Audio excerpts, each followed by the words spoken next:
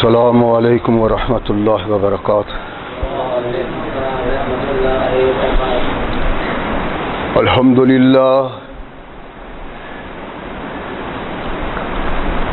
للہ نحمده ونستعینه ونستغفره ونؤمن به ونتوکل علیہ ونعوذ باللہ من شرور انفسنا ومن سیئات اعمالنا من يهده الله فلا مضل له ومن يضلله فلا هادي له ونشهد أن لا إله إلا الله وحده لا شريك له ونشهد أن محمدا عبده ورسوله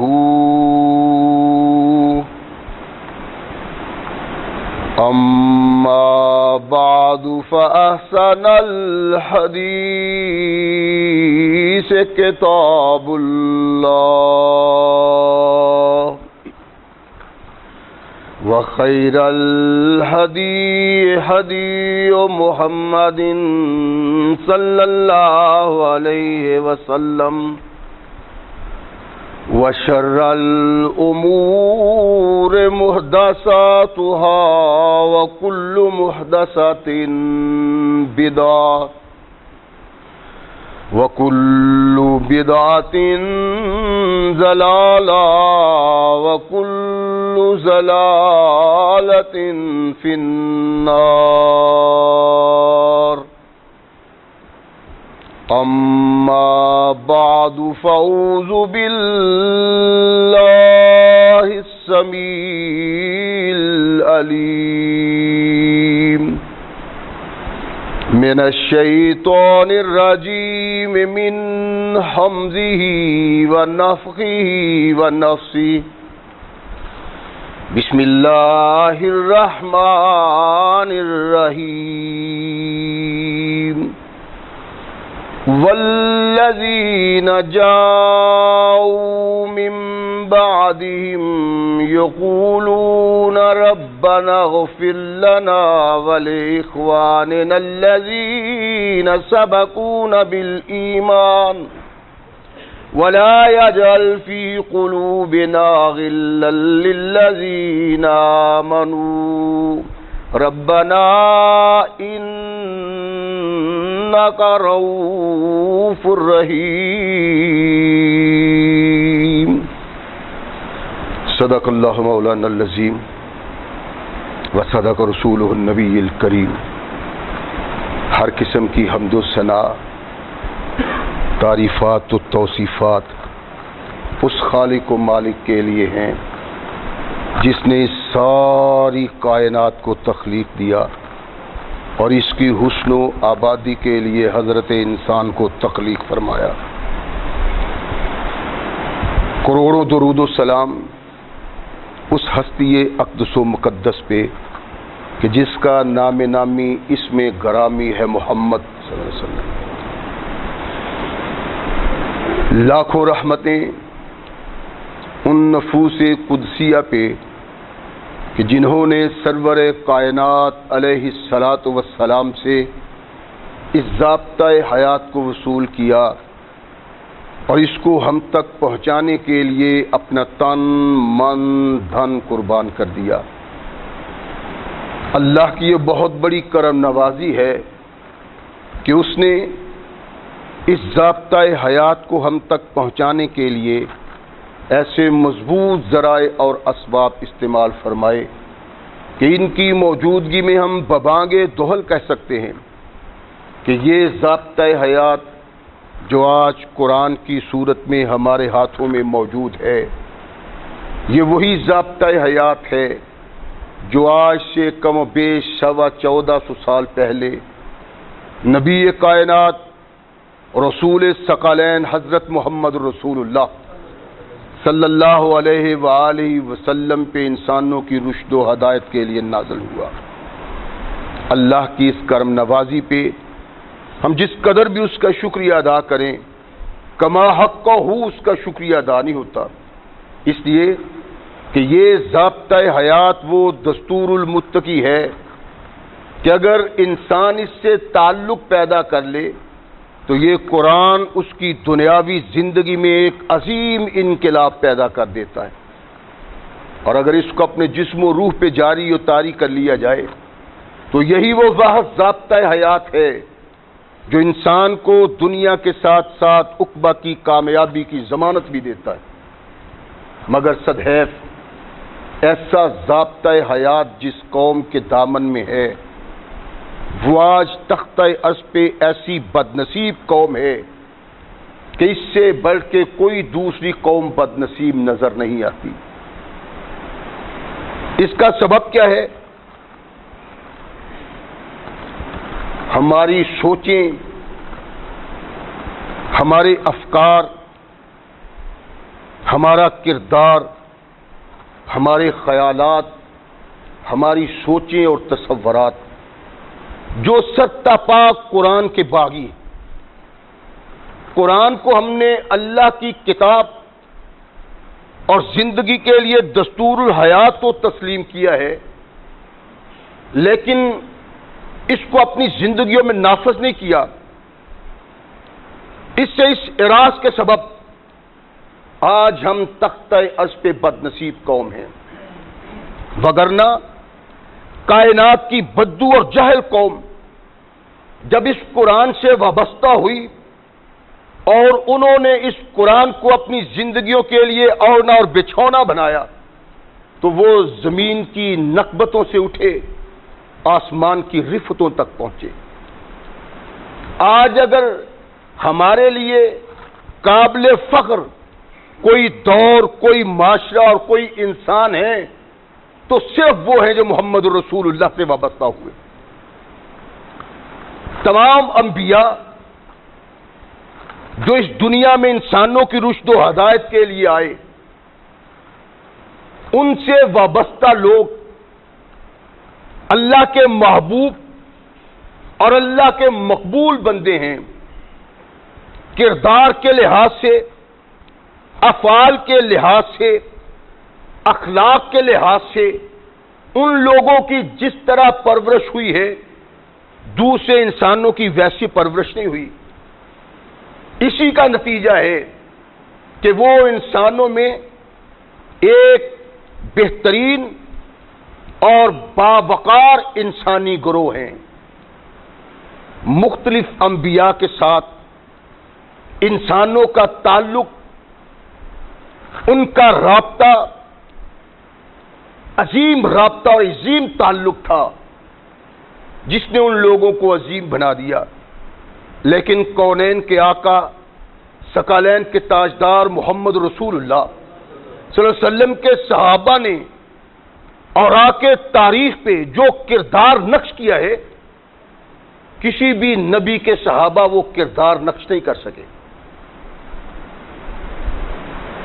اللہ کے نبی محمد رسول اللہ صلی اللہ علیہ وسلم کے صحابہ وہ ہیں جو اللہ کے منتخب شدہ ہیں اور خاص قوت محمد رسول اللہ کے لیے ان کو مہیا کیا گیا ہے۔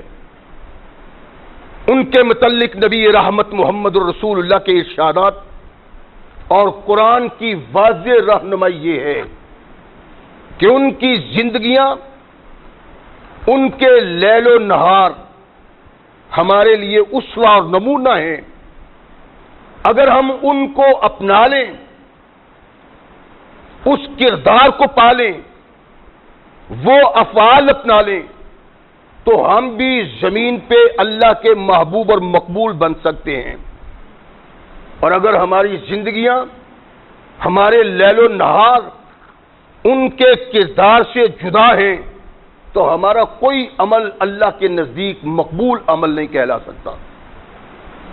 تمام نبی رحمت محمد رسول اللہ کے صحابہ اللہ کے نزدیک وہ محبوب انسان ہیں کہ جن کی توہین اللہ برداشت نہیں کرتے، بلکہ حکم دیا کہ تمہارا کردار ویسا ہی کردار ہونا چاہیے جیسا محمد رسول اللہ کے صحابہ۔ اگر تم اپنی زندگیوں کو ان کے قالبوں میں ڈال لو گے دنیا اور آخرت میں کامیاب بن جاؤ گے، لیکن اگر تمہاری زندگیاں ان سے اعراض میں بسر ہوئی تو تم کائنات کے بد نصیب ترین انسان ہو۔ صحابہ رسول کی حیثیت کیا ہے ہم اس کی پہچان ہی نہیں رکھتے، ہم نے کبھی اس پہ غور و فکر ہی نہیں کیا۔ ایک ایک نبی رحمت کا صحابی ایک ایک ستارے کی مانند ہے، روشن تابندہ کردار کے لحاظ سے، افعال کے لحاظ سے، اخلاق کے لحاظ سے۔ تبھی اللہ نے ہم کو یہ کہا کہ آمنو کما آمن الناس، ایمان ویسے لاؤ جیسے محمد کے صحابہ ایمان لائے، مگر نہ یہ ایمان قابل قبول نہیں۔ اور ایک ایک صحابی رسول یہ مقام اور یہ حیثیت رکھتا ہے، اس کے ادب و احترام کی بنا پہ ہم اپنے ایمان کو بچا سکیں۔ اگر ان کا ادب نہیں، اگر ان کا احترام نہیں، اگر وہ باوقار ہمارے نزدیک نہیں تو اس ایمان کی کوئی قدر و منزلت اللہ کے نزدیک نہیں۔ سیدنا عبداللہ بن عمر رضی اللہ تعالیٰ عنہ ارشاد فرمایا کرتے تھے کہ لوگوں، تمہیں صحابہ رسول کی عظمت کا پتہ نہیں، ان کی شان اور ان کی عظمت کو تم نہیں جانتے۔ یوں جان لو کہ صحابہ کی مجلس میں ایک گھڑی تمہاری 40 سالہ عبادت سے افضل ہے۔ یعنی کونین کے آقا محمد رسول اللہ صلی اللہ علیہ وسلم کے صحابہ میں محض بیٹھنا، ان کی صحبت کو اختیار کرنا، ہم جیسے بد نصیبوں کی 40 سالہ نیکیوں سے زیادہ افضل۔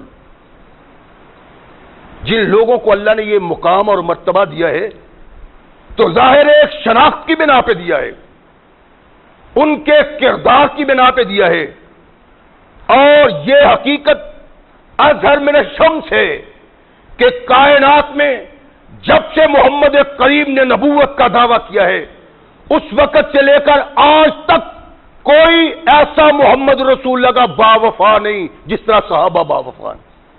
اور ایک ایک صحابی کو محمد رسول اللہ صلی اللہ علیہ وسلم نے اپنا محبوب قرار دیا اور اس کی عزت اور وقار نہ کرنے والے انسان سے نفرت کا اظہار کیا۔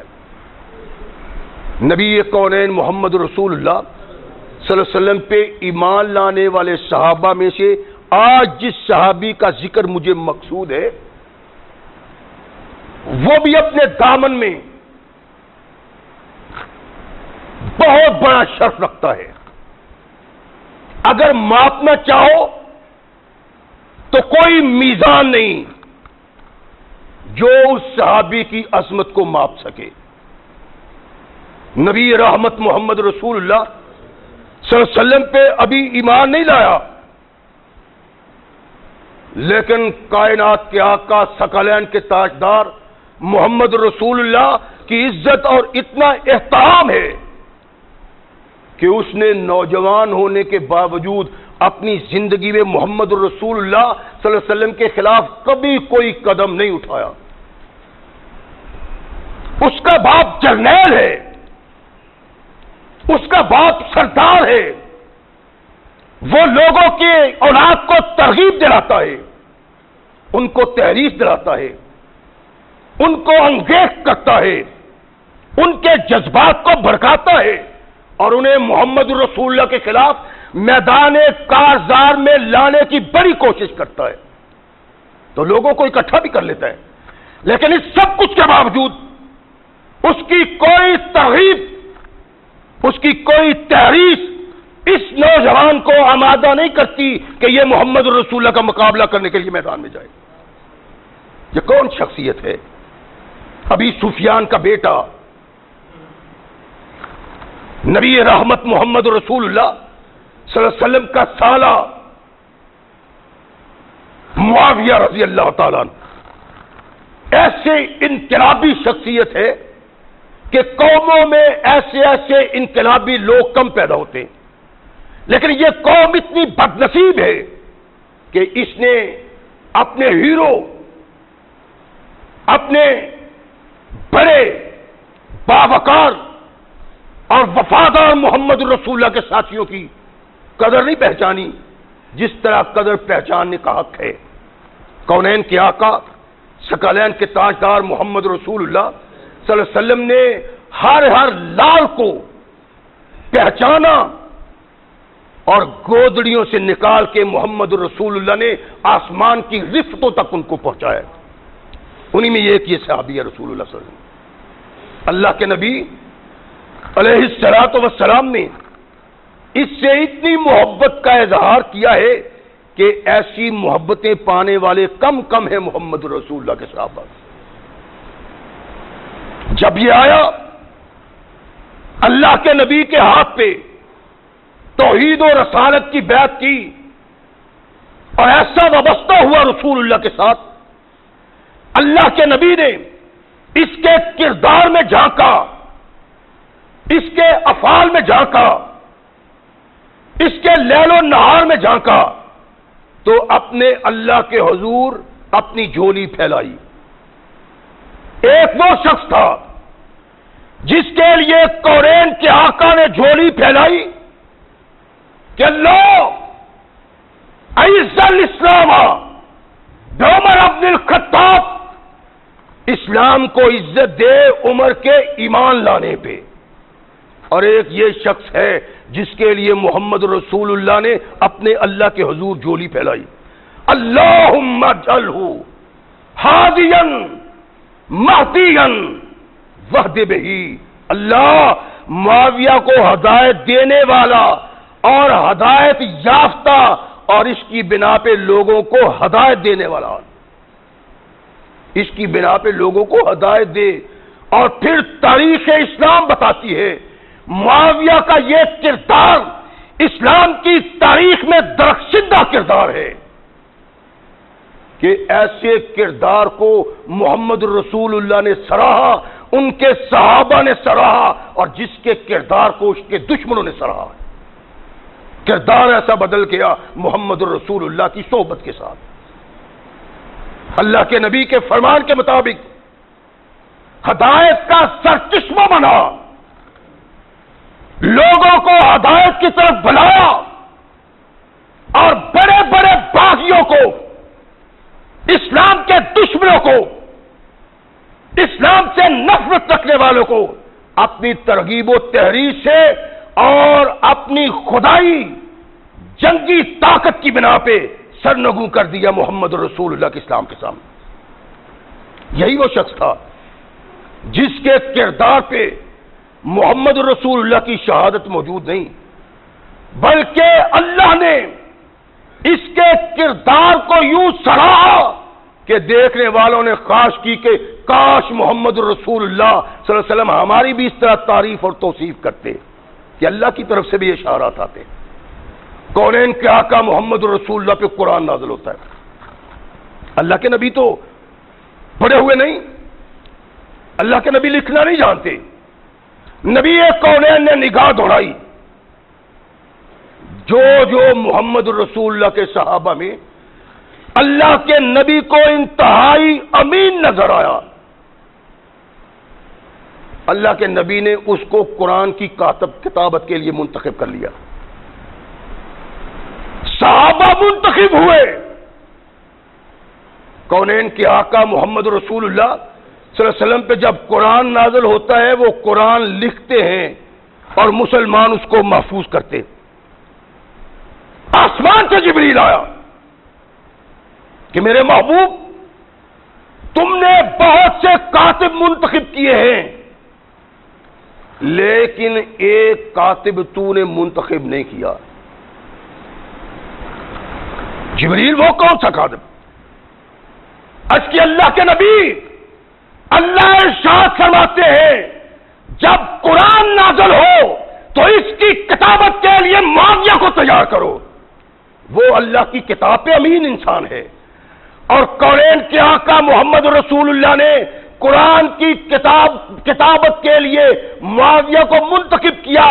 نتیجہ یہ نکلا کہ معاویہ ایسا امین انسان ہے جس کی امانت کی شہادت اللہ نے دی، اور اس کی شہادت کی تائید محمد رسول اللہ نے کی۔ اگر دنیا میں کوئی ایسی شخصیت ہے تو صرف معاویہ ہے۔ کتنے کاتب ہیں؟ 6 کاتب اللہ کے نبی نے ان کی امانت، دیانت اور ان کی شرافت کی بنا پہ انہیں قرآن کی کتابت سے نوازا۔ ایک ایسا تھا جس کو محمد رسول اللہ نے نہیں، اللہ نے منتخب کیا، اور محمد رسول اللہ نے اس کی تائید کی۔ اور یہ امانت جو محمد رسول اللہ صلی اللہ علیہ وسلم کے اوپر نازل ہوتی ہے، اس کا امین معاویہ کو اللہ نے قرار دیا۔ محمد رسول اللہ نے قلم دوات اس کے ہاتھ میں پکڑا کے یہ ارشاد فرمایا کہ یہ وہ امین ہے جس کی امانت کی گواہی عرش سے اللہ دیتا ہے۔ امین بہت بڑے، کتابت کی قلم جن کے ہاتھ میں تھی وہ کائنات کے باوقار امین تھے، لیکن جس کو اللہ منتخب کرتا ہے، محمد رسول اللہ جس کی تصدیق کرتے ہیں، اس کا کوئی دوسرا ثانی نہیں۔ یہ کردار، یہ افعال، یہ حیثیت، یہ شخصیت انسان اپنے کردار سے پاتا ہے۔ تو کردار محمد رسول اللہ کے سامنے تھا کہ معاویہ کو قرآن کی کتابت کے لیے منتخب کیا جائے، اس لیے کہ قرآن کی کتابت میں اگر کوئی گڑبڑ ہو جائے تو اسلام میں گڑبڑ ہو جائے گی۔ ایسے لوگ کتابت کرنی چاہیے قرآن کی جو کسی بھی انداز سے قرآن میں تحریف نہ کر سکیں۔ کونین کے آقا محمد رسول اللہ صلی اللہ علیہ وسلم کے اس محبوب کو اللہ نے منتخب کیا قرآن کے لیے، یہ اس کی عظمت کا سورج ہے۔ یہی سبب ہے کہ کونین کے آقا ثقلین کے تاجدار محمد رسول اللہ صلی اللہ علیہ وسلم نے جب قلم پکڑا دیا معاویہ کے ہاتھ میں کہ کتابت قرآن کرو، تو اپنے ہاتھ اللہ کے حضور اٹھا لیے۔ اللہم علم معاویہ الکتابہ، اللہ معاویہ کو قرآن کی تعلیم دے، علم دے۔ وادخلہ الجنہ، اس کا کردار ایسا بنا کہ جب یہ دنیا سے جائے، دنیا میں جانے کے بعد اس کو جنت کا داخلہ مل جائے۔ وقی عذاب النار، فرمایا معاویہ کو اللہ آگ کا عذاب چھونا بھی نہیں چاہیے۔ یہ وہ خوش نصیبی ہے جو معاویہ کے لیے محمد رسول اللہ کے منہ سے نکلتی ہے۔ یہ واحد شخص ہے ان لوگوں کے ساتھ ملنے والا جو اس وقت ایمان لائے جب کائنات محمد کی مخالف تھی، انہوں نے تائید کی محمد رسول اللہ کی۔ اللہ نے آسمان سے ان کے سر پہ تاج رکھا کہ میرے محمد یہ وہ لوگ ہیں جن کو میں نے بخش دیا ہوا ہے، مکہ کے فتح ہونے سے پہلے اور مکہ فتح ہونے کے بعد جو آ کے ان لوگوں میں مقام پاتا ہے وہ محمد رسول اللہ کا یہی غلام امیر معاویہ ہے رضی اللہ تعالیٰ عنہ۔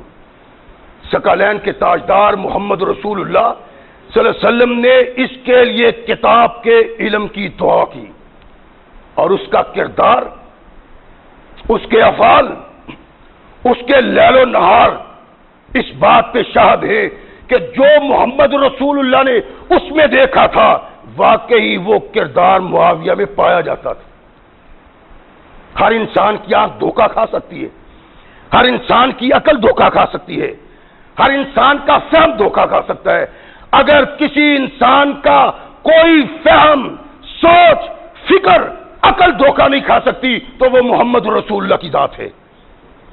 کونین کے آقا محمد رسول اللہ صلی اللہ علیہ وسلم نے اپنے عقل، فکر، فہم و فراست سے جانا کہ معاویہ اس مقام کا حامل ہے کہ اس کی تعریف اور توصیف کی جائے، اور اس کردار کا حامل ہے کہ اگر یہ مسلمانوں کا سردار بنے تو مسلمانوں کو ایسی راہ پہ لے کے چلے گا جو محمد رسول اللہ کی مقبول راہ ہے۔ اللہ کے نبی علیہ الصلوۃ والسلام نے اس شخص کو مخاطب کیا، یعنی ایک معاویہ ان لوگوں میں با کردار لوگوں میں ایک کردار ہے جو فتح مکہ سے پہلے ایمان لائے۔ اللہ نے ان کو جنت کا ایسا سرٹیفکیٹ دیا کہ کہنے کی کرنے کی گنجائش ہی نہیں، اور ان کو محمد رسول اللہ کا وزیر بنایا۔ ایک یہ تھا جو فتح مکہ کے بعد آیا اور اپنے کردار سے، اپنے افعال سے اس بات کو ثابت کیا کہ یہ محمد رسول اللہ کا ایسا غلام ہے جس نے مکہ کے فتح ہونے سے پہلے ایمان کا اظہار تو نہیں کیا، لیکن اس کا دل اس وقت بھی مومن تھا۔ کردار کیا ہے؟ ثقلین کے تاجدار محمد رسول اللہ صلی اللہ علیہ وسلم ارشاد فرماتے ہیں، لا تذهب الايام ولا الليالي الا يملك المعاویہ۔ صحابہ بیٹھے ہوئے ہیں، اللہ کے نبی نے اس کی بادشاہت، اس کی خلافت کا اعلان کیا، فرمایا چاند اور سورج، لیل و نہار، تاریکی اور روشنی کی صف نہیں لپیٹی جائے گی جب تک معاویہ کو اللہ حکمران نہ بنا دیں۔ کونین کے آقا محمد رسول اللہ کے منہ سے نکلے ہوئے الفاظ، ثقلین کے تاجدار نے اس کے لیے یہ الفاظ اپنے منہ سے اپنی مرضی سے نکالے، وما ينطق عن الهوى ان هو الا وحی یوحی۔ محمد اپنی زبان سے وہ کہتا ہے جو آسمان والا خدا کہتا ہے۔ امیر المومنین، خلیفہ رسول، امیر معاویہ کی خلافت، امامت اور شاہی کا ذکر محمد رسول اللہ نے اپنی زبان سے کیا ہے، اور جب امیر معاویہ کو اس شرف سے نواز دیا نبی رحمت محمد رسول اللہ، تو اللہ کے نبی ارشاد فرماتے ہیں، معاویہ ادھر میری بات سنو۔ اللہ کے نبی کے پاس معاویہ ہے، ارشاد فرمایا، معاویہ جب اللہ تجھے حکمران بنائے تو اللہ سے ڈرتے رہنا، انصاف کی بات کرنا، نیکوں کی نیکی کی تحسین کرنا، اور زیادتی کرنے والوں سے اعراض کرنا۔ کہا تم اس مملکت میں، اس اسلام کی حکومت میں ایک عظیم بادشاہ بننے والے ہو، جب اللہ تیرے سر پہ تاج رکھے تو معاویہ میں نے جو پیشین گوئیاں کی ہوئی ہے ان پیشین گوئیوں کے خاکے میں اپنے کردار سے رنگ بھرنا ہے۔ کونین کے آقا محمد رسول اللہ صلی اللہ علیہ وسلم نے کردار دیا انسانوں کو، ایک نقشہ دیا حکمرانوں کو، اور مطالبہ کیا کہ اس نقشے میں اپنے کردار سے رنگ بھرو، اور کونین کے آقا محمد رسول اللہ صلی اللہ علیہ وسلم کے دیے ہوئے نقشے میں جو کردار سے رنگ امیر معاویہ نے بھرا ہے وہ کسی خوش نصیب کی قسمت میں ہوتا ہے۔ کونین کے آقا محمد رسول اللہ صلی اللہ علیہ وسلم نے ارشاد فرمایا کہ معاویہ ان چیزوں کا خیال رکھنا ہے، اور معاویہ نے کس کا خیال رکھا ہے؟ ایک لمحہ کے لیے اپنی ذات کو پیش نگاہ نہیں رکھا محمد رسول اللہ کی سرور۔ ثقلین کے تاجدار نے ارشاد فرمایا تھا کہ معاویہ انصاف کی بات کرنی ہے جب بھی آؤ۔ معاویہ برسر اقتدار ہیں، دو بھائیوں میں اختلاف ہوا، جنگ و جدل کا بازار گرم ہوا، کونین کے آقا کے صحابہ اجتہاد کی بنا پہ آپس میں ٹکرا گئے۔ امیر المومنین علی المرتضی امیر معاویہ رضی اللہ تعالیٰ عنہ اپنے سامنے ایک شخص آتا ہے، معاویہ میں ایک سوال پوچھنا چاہتا ہوں۔ ارشاد فرمایا پوچھو۔ اللہ کے نبی نے کہا تھا معاویہ انصاف کی بات کرنی ہے، تیرے منہ سے بات غلط نہیں نکلنی چاہیے۔ کونین کے آقا کے فرمان کے مطابق معاویہ نے اپنی حیثیت کچھ نہیں مانی اور اس کو پیش نہیں رکھا، محمد رسول اللہ کے اس فرمان کو پیش نظر رکھا ہے کہ انصاف کی بات کرنی۔ کہتا ہے کہ مجھے ایک مسئلے کی دریافت کے سلسلے میں آیا ہوں، مجھے ضرورت ہے۔ ارشاد فرمایا کہو۔ مسئلہ پیش کیا امیر المومنین امیر معاویہ کے حضور۔ ارشاد فرمایا اسألہا علیٰ، یہ مسئلہ علی سے پوچھ لو۔ اور میدان کارزار میں آمنے سامنے ایک لشکر کی وہ قیادت کر رہے ہیں، ایک لشکر کی یہ قیادت کر رہے ہیں، اور قائدین اپنے مد مقابل پہ تان کرتا ہے، تنقید کرتا ہے، اس کو برا بناتا ہے، اس پہ عیب ڈھونڈتا ہے۔ یہ آمنے سامنے دو ہیں، اس کے پاس ہوتا ہے سوال کا جواب دو۔ ارشاد فرمایا میرے پاس اس کا جواب نہیں، اسألہا علیٰ، علی سے پوچھ لو، فہو عالم، اور سوال پوچھنا ہے علی کے پاس جاؤ۔ کیوں معاویہ؟ فرمایا اس لیے کہ علی مجھ سے زیادہ علم رکھتا ہے۔ کون ہے دنیا میں ایسے انصاف کی بات کرنے والا؟ میدان قتال میں دونوں کی قیادت میں لڑنے والے موجود ہیں، سب لوگ سنتے ہیں۔ معاویہ کہتے ہیں کہ دنیاوی بات مجھ سے پوچھو جو چاہو، لیکن دین پوچھنا چاہتے ہو تو مجھ سے زیادہ علی کو علم دیا ہے اللہ نے۔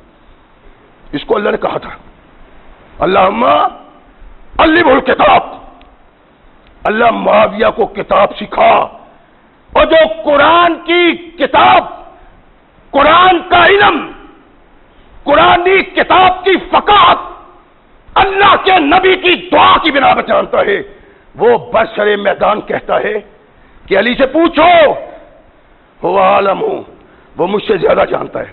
کہتا ہے نہیں امیر المومنین، مجھے علی سے کوئی غرض نہیں، میں تو آپ سے مسئلہ پوچھنا چاہتا ہوں۔ امیر المومنین معاویہ نے نگاہ اٹھائی، اس کی طرف دیکھا، فرمایا بیس ما قلتا، بہت بری بات ہے جو تو نے اپنی زبان سے نکالی ہے، اور اس آدمی کے پاس جانے کو تو ناپسند کرتا ہے جس کے متعلق محمد نے کہا انتا منی بمنزلت ہارون من موسیٰ، کہ علی تو میرے نزدیک ایسے ہے جیسے موسیٰ کے نزدیک ہارون تھا۔ برسرے میدان لوگوں کی موجودگی میں حق بات کہنے کی جرأت کی اور اپنے شخصیت کو داؤ پہ لگا دیا، لیکن اپنی زبان سے غلط بات نہیں کی، وہ بات کی جو محمد رسول اللہ صلی اللہ علیہ وسلم کا یہ غلام حق سمجھتا تھا، اور محمد رسول اللہ کے اس فرمان کے نقشہ میں کردار سے رنگ بھر دیا کہ اپنے مخالف کو کہا وہ مجھ سے دین کا علم زیادہ جانتا ہے۔ یہی نہیں، کونین کے آقا محمد رسول اللہ صلی اللہ علیہ وسلم نے ارشاد فرمایا تھا کہ معاویہ صبر اور علم سے کام لینا ہے، تجھے اگر حکومت ملتی ہے، قیادت ملتی ہے، تو تیرا کردار محمد رسول اللہ کے غلاموں جیسا ہونا چاہیے۔ تیرا آقا نبیوں کا سرتاج، کل کائنات کا آقا، جس کے جھنڈے میں ساری کائنات کے انسان ہو گئے قیامت کے دن، وہ کونین کا آقا، ثقلین کا تاجدار محمد رسول اللہ صلی اللہ علیہ وسلم کھڑا ہے۔ ایک یہودی آتا ہے، بدتمیزی کرتا ہے، تان کرتا ہے، برا کہتا ہے، ان کو برا کہتا ہے، خاندان کو برا کہتا ہے۔ فاروق کو غصہ آیا، تلوار لہرائی، فرمایا بیٹھ جاؤ۔ کیوں؟ فرمایا یہ حقدار تھا، اس کی بد زبانی کو برداشت کرنا چاہیے تھا۔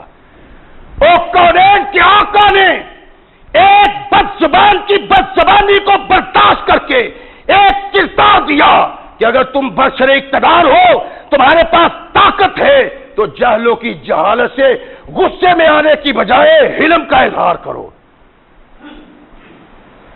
امیر المومنین امیر معاویہ رضی اللہ تعالیٰ عنہ تشریف فرمائے، دربار لگا ہوا ہے، لوگ بیٹھے ہوئے ہیں. ایک شخص آتا ہے, کہتے ہیں معاویہ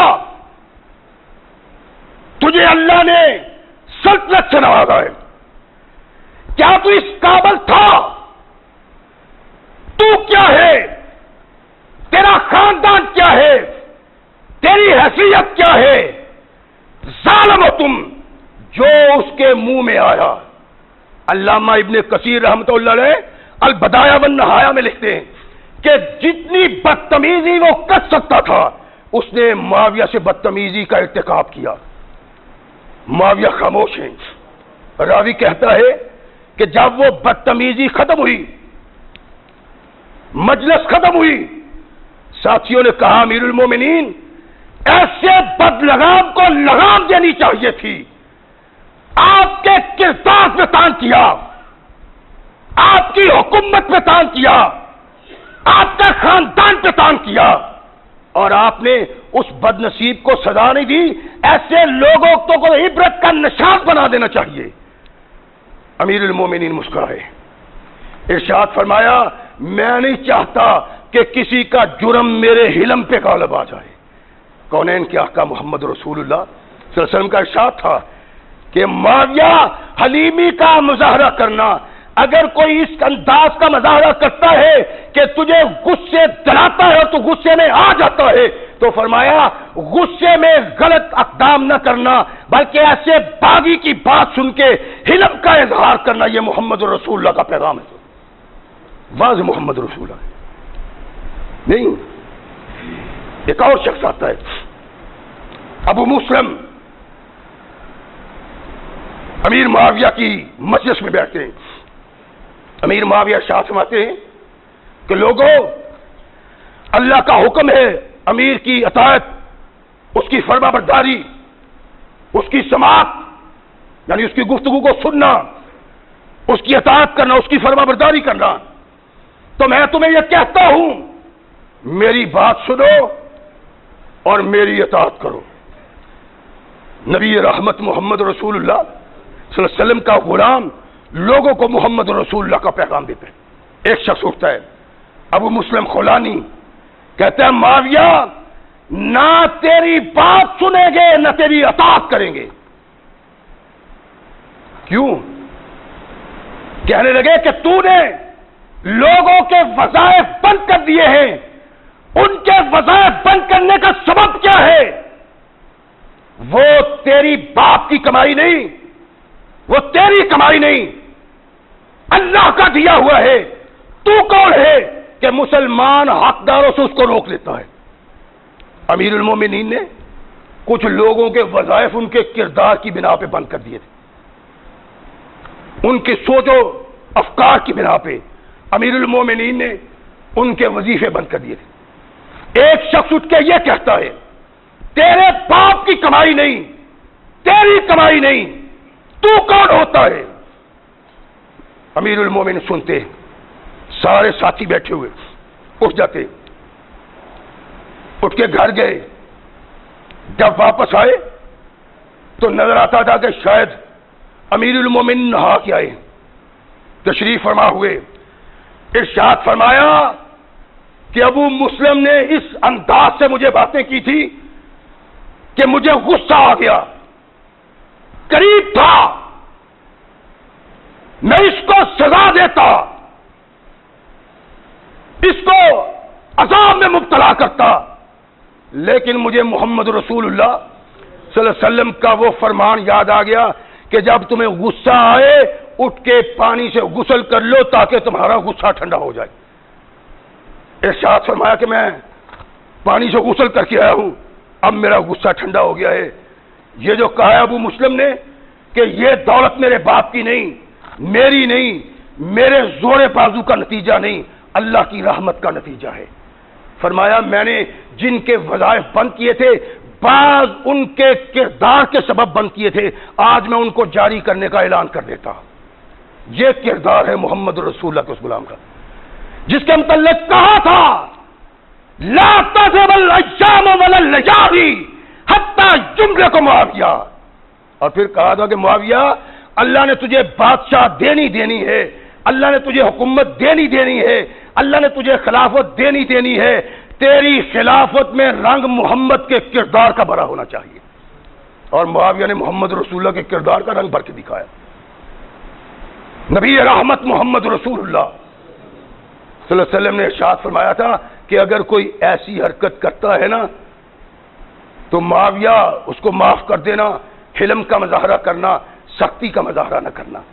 کونین کے آقا محمد رسول اللہ صلی اللہ علیہ وسلم کے صحابی نے یہ کردار کر کے دکھایا اور فرمایا ڈرتے رہنا اپنے اللہ سے، جتنا خوف امیر المومنین کے دل میں اللہ کا تھا شاید اس دور کے کسی انسان کے دل میں وہ خوف نہیں تھا۔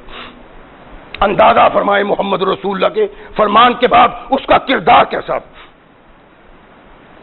امیر المومنین ہر روز ایک مجلس بپا کرتے، لوگ اس مجلس میں حاضر ہوتے، اپنے مسئلے بیان کرتے،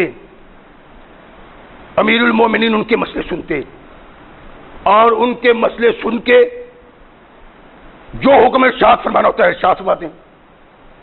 ایک صحابی ہے مدینہ سے، بزرگ صحابی، آ کے وہ معاویہ کے پاس پہنچنے کی جدوجہد کرتے ہیں لیکن پہنچ نہیں سکتے، نہیں پہنچ سکے۔ اگلے دن پھر آئے، امیر المومنین معاویہ کو پتہ چلا اللہ کے نبی کے صحابی آئے، مدب ہوئے، عرض کی سرکار کیسے آنا ہوا؟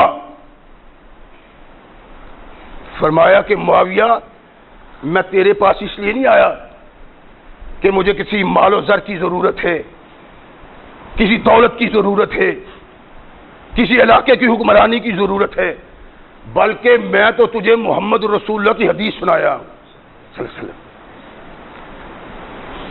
تاریخ میں ہے کہ امیر المومنین مؤدب ہو گئے اور عرض کرنے لگے کہ حضور اس سے بڑی میری خوش نصیبی کیا ہو سکتی ہے کہ کوئی شخص مجھے میرے آقا کی حدیث سناتا ہے۔ فرمایا سنو، مؤدب ہو کے سنیں۔ کہتے ہیں میں نے اللہ کے نبی محمد رسول اللہ صلی اللہ علیہ وسلم سے سنا ہے کہ جو شخص حاجت مندوں پہ اپنے دروازے بند کر دیتا ہے جب اس کو حاجت ہوتی ہے تو اللہ اس پہ اپنے دروازے بند کر دیتا ہے۔ مورخ لکھتا ہے کہ امیر المومنین معاویہ کی آنکھوں سے آنسو جاری ہو گئے، بلک بلک کے روئے، تڑپ تڑپ کے روئے، آنسوؤں سے داڑھی تر، آنسوؤں سے گریبان تر اور پریشان معاویہ۔ جب رو رو کے خاموش ہوئے تو صحابی رسول کو کہا ایک دفعہ پھر میرے آقا کا پیغام مجھے سناؤ۔ آقا کا پیغام سنایا، دربان کو ارشاد فرمایا کہ آج کے بعد کوئی بھی کیسا بھی شخص ہو جو ملنے کے لیے آئے مجھے اس کو روکنا نہ، ایسا نہ ہو میری حاجتوں کے دروازے اللہ ہی مجھ پہ بند کر دے۔ اور پھر معاویہ کے دربار پہ کوئی دربان نہیں رہا محمد رسول اللہ کا یہ فرمان سن کے۔ اللہ کے نبی نے یہ ارشاد فرمایا کہ اتقوا اللہ، اتنا اللہ کا خوف تھا، اتنا اللہ کا خوف تھا کہ رو رو کے ہلکان ہو گئے اور اس کے بعد آرڈر کر دیا کہ کسی آنے والے کو کوئی نہ روکے، براہ راست میرے پاس آئے۔ یہ کردار تھا محمد رسول اللہ کے اسلام، اور یہ کوئی معمولی بات نہیں، یوں ہی اللہ کے نبی نے اس کو منتخب نہیں کیا اور یوں ہی اس مقام پہ نہیں رکھا، یوں ہی اس کو حکومت کی بشارت نہیں دی، بلکہ کونین کے آقا محمد رسول اللہ صلی اللہ علیہ وسلم کے سامنے اس کا کردار موجود تھا۔ اللہ کے نبی نے جب ان کو بشارت دی تو یہ نہیں فرمایا کہ بادشاہ تو کہاں ہوگا، حکمران تو کہاں ہوگا، مکہ میں تیرا دارالسلطنت ہوگا، مدینہ میں تیرا دارالسلطنت ہوگا، کہاں ہوگا، بلکہ ارشاد فرمایا کہ معاویہ اللہ تجھے حکومت دے گا، لیل و نہار کا نظام ختم نہیں ہوگا یہاں تک کہ اللہ تجھے حکومت سے نوازے گا۔ امیر المومنین کو نواز دیا، ثقلین کے تاجدار محمد رسول اللہ صلی اللہ علیہ وسلم صحابہ میں بیٹھے ہوئے ہیں، ارشاد فرمایا صحابہ الخلافۃ بالمدینہ والملک بالشام، میری بات سن لو، خلافت محمد کی مدینہ میں ہے اور شاہی محمد کی شام میں ہے. ابھی تک محمد رسول اللہ کو علم نہیں کہ کون شام کا بادشاہ ہے، کون شام کا حکمران ہے، کہ اللہ مجھے کہہ رہے ہیں ان کو بتا دو کہ میری خلافت مدینے میں ہوگی اور محمد کی شاہی شام میں ہوگی. جب کونین کے آقا محمد رسول اللہ صلی اللہ علیہ وسلم کے غلام پہ خلافت کا تاج شام میں رکھا گیا تو پتا چلا محمد رسول اللہ نے جس شاہی کا ذکر کیا تھا کہ محمد کی شاہی، وہ ان کا وجود نہیں، معاویہ کا وجود تھا، جس کو ثقلین کے تاجدار محمد رسول اللہ نے یہ ارشاد فرمایا الخلافۃ بالمدینہ والملک بالشام، میری شاہی شام میں ہے اور میری خلافت مدینے میں ہے. وہ کردار امیر معاویہ کا تھا جو خلفاء کا کردار تھا. نبی کو ان پہ ناز تھا. اگر کسی شاہی پہ ناز ہوا ہے تو امیر المومنین معاویہ کی شاہی پہ ناز ہوا ہے اور اس کو اپنی بادشاہت کا ہے، معاویہ کا نہیں. یہ فضل و شرف امیر معاویہ کا جو کسی دوسرے انسان کو نہیں مل سکا. یہی سبب ہے کہ صحابہ کے نزدیک امیر المومنین معاویہ رضی اللہ تعالیٰ عنہ کا ایک کردار تھا. عبداللہ بن عباس نبی اکرم محمد رسول اللہ کے چچا کے بیٹے، جب ان کو پیغام ملا کہ معاویہ فوت ہو گئے، آنکھوں میں آنسو آ گئے. لوگ بیٹھے ہوئے ہیں، ارشاد فرماتے ہیں واللہ ما کانا مثل من قبلو ولا یاتی بعدہ مثلہ. عبداللہ کہتے ہیں اور نبی کریم کے چچا کے بیٹے کہتے ہیں اللہ کی قسم معاویہ ابو بکر جیسا نہ تھا، عثمان جیسا نہ تھا، عمر جیسا نہ تھا، علی جیسا نہ تھا. معاویہ ان خلفاء کے طرح نہیں تھا، لیکن اب قیامت تک معاویہ جیسا انسان اللہ نے پیدا کرنا بھی نہیں. کونین کے آقا محمد رسول اللہ صلی اللہ علیہ وسلم کا صحابی کہتا ہے کہ ان جیسا اس کا کردار نہیں تھا، ان جیسا باوقار نہیں تھا، ان جیسا اللہ کا محبوب نہیں تھا، لیکن ایسا اللہ کا محبوب ہے کہ اس کے بعد اللہ کا محبوب کوئی ایسا نہیں ہو سکتا. یہ معاویہ کا کردار کیوں؟ محمد رسول اللہ کی رہنمائی کی بنا پہ. کونین کے آقا محمد رسول اللہ جو رہنمائی کی. اللہ کے نبی علیہ الصلوۃ والسلام تشریف فرمائے. شاہ ولی اللہ محدث دہلوی ابن اساکر کی روایت عدالت الخلفاء خلافت الخلفاء میں درج کرتے. شاہ ولی اللہ محدث دہلوی رحمۃ اللہ علیہ کہتے ہیں کہ صحابہ بیٹھے ہوئے، ایک شخص آتا ہے بڑا گرانڈیل جوان ہے، بدو. کہتے ہیں محمد صلی اللہ علیہ وسلم میں نے سنا ہے تو نبوت کا دعویٰ کرتا ہے اور کہتا ہے کہ اللہ تیرے ساتھ ہے، اللہ نے تجھے نبی بنایا ہے، اللہ تیرا معین و مددگار ہے. میں کیسے مان لوں کہ اللہ تیرا معین و مددگار ہے؟ اللہ کے نبی نے کوئی جواب نہیں بھی دیا. کہنے لگا محمد صلی اللہ علیہ وسلم اگر تو اللہ کا نبی ہے، تیری پشت میں اللہ کی طاقت ہے، تو پھر یوں کرو کہ میرے ساتھ کشتی کر لو. اگر تم مجھے پچھاڑ دو تو میں مان لوں گا تو اللہ کا نبی. آؤ پتہ چل جاتا ہے کہ اللہ کی تائید تجھے حاصل ہے کہ نہیں. کونین کے آقا محمد رسول اللہ صلی اللہ علیہ وسلم ابھی بات کا جواب نہیں دیتے کہ معاویہ کھڑے ہوئے.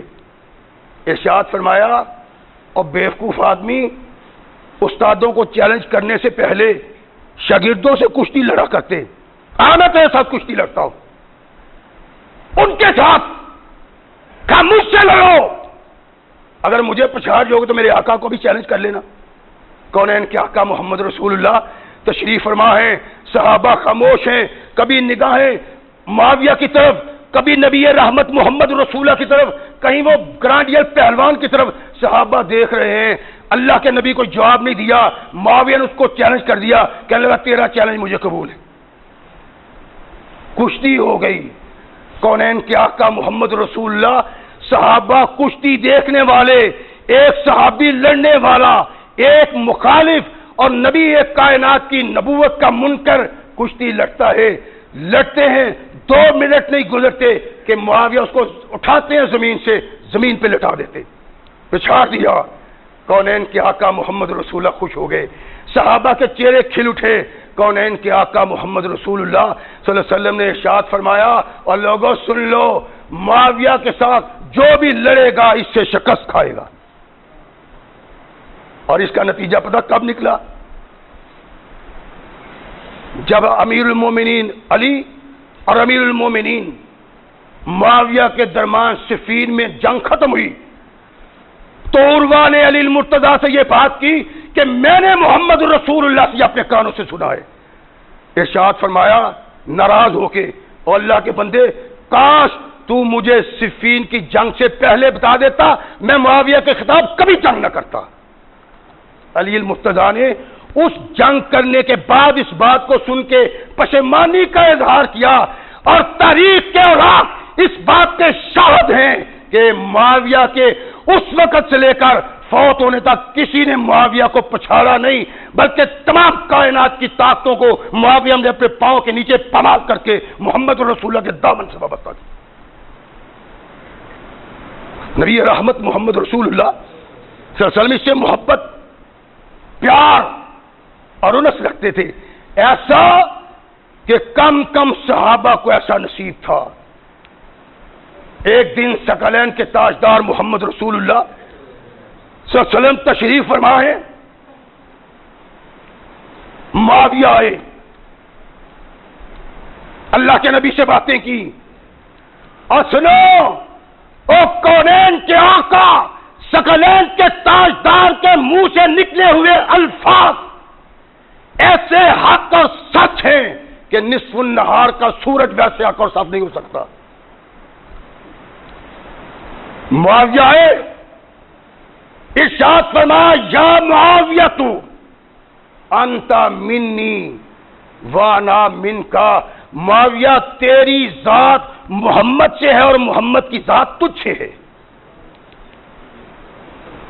ثقلین کے تاجدار محمد رسول اللہ امیر المومنین معاویہ کو ارشاد فرمائے، اور ارشاد فرمایا معاویہ بات سنو، جب لوگ جنت میں داخل ہوں گے نا، محمد بھی ہوں گے، تم بھی ہوگے، اور یہ رتبہ بلند ملا جس کو مل گیا، ہر بلحوث کے واسطے دار و رسن کہا، صحابہ کا کردار اپنا اپنا ہے، ان کی عظمت اپنی اپنی ہے جو محمد رسول اللہ نے زبان سے بیان کی۔ ارشاد فرمایا معاویہ جب لوگ جنت میں داخل ہو رہے ہوں گے نا، تم بھی داخل ہوگے، میں بھی داخل ہوں گا، لیکن جنت پہ دروازوں پہ تم میرے ساتھ ایسے لگا ہوا ہوگا جیسے یہ دو انگلیاں ملی ہوئی ہیں۔ ایسے نبی رحمت محمد رسول اللہ نے اپنی انگلیوں کو میل کے کھڑا کر کے ارشاد فرمایا جب جنت میں گزر ہو رہا ہوگا تم میرے ساتھ ایسے جڑا ہوا ہوگا جیسے یہ دو انگلیاں جڑی ہوئی۔ کونین کے آقا محمد رسول اللہ صلی اللہ علیہ وسلم نے جس انسان، جس شخصیت کے متعلق ان الفاظ سے یوں بیان کیا ہو، اس کے متعلق دل میں حسد اور بغض انسان کی تباہی کا سبب ہے۔ اور اللہ کے نبی نے یہ واضح الفاظ بیان کیے ہیں، یعنی میں کہتا ہوں نا، عام طور پہ اللہ کے نبی کا ارشاد یہ بیان کرتا ہوں کہ اللہ کے نبی نے ارشاد فرمایا من احبہم فبحبی احبہم ومن ابغضہم فببغضی ابغضہم، جس نے محمد کے صحابہ سے محبت کی اس نے اس لیے کی کہ اس کے دل میں محمد کی محبت ہے صلی اللہ علیہ وسلم، اور جس نے صحابہ سے بغض روا رکھا اس نے اس لیے بغض روا رکھا کہ اس کے دل میں محمد کا بغض ہے صلی اللہ علیہ وسلم۔ اور یہ صحابی کیسا ہے؟ اللہ کے نبی علیہ الصلوۃ والسلام ارشاد فرماتے ہیں سنو، معاویہ وہ شخص ہے جس سے محبت کرنے والے انسان کو جنت کی گارنٹی محمد دیتا ہے صلی اللہ علیہ وسلم۔ کونین کے آقا محمد رسول نے گارنٹی دی ہے کہ جو معاویہ سے محبت رکھے گا نجات، وہ قیامت کو نجات پا جائے گا، اور جس نے معاویہ سے بغض کیا وہ جہنم کی آگ کے سپرد کر دیا جائے گا۔ یہ خوش نصیبی معاویہ کو حاصل ہے۔ اور یہی نہیں، کونین کے آقا محمد رسول اللہ صلی اللہ علیہ وسلم نے قدم قدم پہ اس شخصیت کا اظہار اس انداز سے کیا ہے کہ ہر سننے والا، ہر جاننے والا، ہر پڑھنے والا معاویہ کا نام آئے تو مدبنا کھڑا ہو جاتا ہے۔ ساری کائنات میں اسلام کی جو توتی بولی ہے وہ اول فاروق اعظم کے دور میں اور دوم سیدنا امیر معاویہ کے دور میں۔ جتنی فتوحات اسلام کے دامن سے وابستہ فاروق کے دور میں اور معاویہ کے دور میں ہے، کسی سلطان کی سلطانی میں اتنی فتوحات نہیں۔ یہی سبب تھا کہ کونین کے آقا محمد رسول اللہ صلی اللہ علیہ وسلم کو اللہ نے بتا دیا کہ ان لوگوں کو بتا دے لا تذهب الايام ولا الليالي حتى يملك معاویہ، کہ رات اور دن کی بساط لپیٹی نہیں جائے گی، سورج اور چاند کی روشنی کو ختم نہیں کیا جائے گا، دنیا کی بساط لپیٹی نہیں جائے گی جب تک معاویہ کو اللہ حکمران نہ بنا دیں۔